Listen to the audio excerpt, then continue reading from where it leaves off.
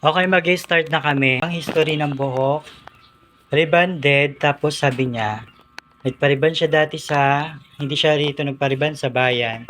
Pagkabalaw niya ay pangit pa rin, so bumalik sa dati. Meron siyang previous reband, tapos nag-color siya ng black.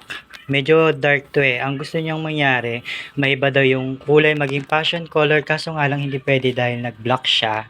Tapos meron siyang regrowth na mga puti, halos 85% yung puti niya, mas marami dito sa likod. Dito sa harap, hindi masyado. Ang gagawin natin ngayon, yung kukulayan muna natin para pumantay, para pag nilagyan mamaya ng gamot, hindi na siya masyadong mahirap dahil hilaw yung reband niya dati. So, ready ka na, Ashley? Ano yung Ashley? Mag-vlog na Picture lang ito. Picture. Ano po man niya? Nakakainis pa nga si ano ba? Sige lang. Sige, game! Oh. Ang model to ng ano? Model lang ano? Kadiri. And thank you sa white chocolate at sa kape na binigay ni Madam. So ayan, kinulayan ko na yung niya, regrowth. Pag na-develop yung color, babanawan, tapos wet application na lang tayo. Lalagyan na natin ng gamot na pang-reband. Kung mapapansin nyo, medyo red. Nagpatak ako dito ng red para matagal yung fade ng color. Kasi mamaya magpe-fade to ng konti kapag nilagyan ng gamot na pang-reband.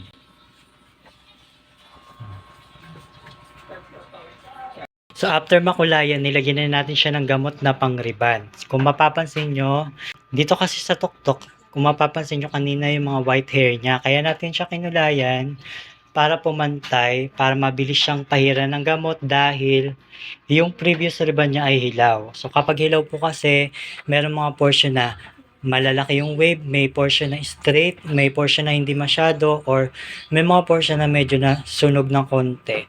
Kaya inuna natin yung color para mabilis siyang pahiran, hindi mahirap, at medyo pantay or mabilis yung pagkakaluto niya. So ganyan yung naging itsura niya. Dito sa bandang tuktok, makapal yung gamot dahil dun yung pinakamatibay na parte kahit may kulay. Tapos dito sa bandang ilalim, kung makikita nyo manipis yung pahid ng gamot, may mga portion na makakapal katulad dito dahil malaki yung wave, lalong-lalo na dito sa pinakailalim. Ayan, medyo makakapal.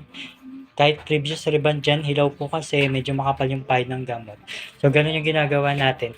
Tapos mamaya, magbabakbak pa yung kulay nito dahil nilagyan natin ng gamot na pang-reband, ma-open yung hibla ng buhok, kaya magbabakbak pa yung color. Mamaya kapag kinulayan natin, lalagyan ulit natin dito sa bandang tuktok ng color. So, medyo konti na lang yon para 100% makover natin yung mga puti niya.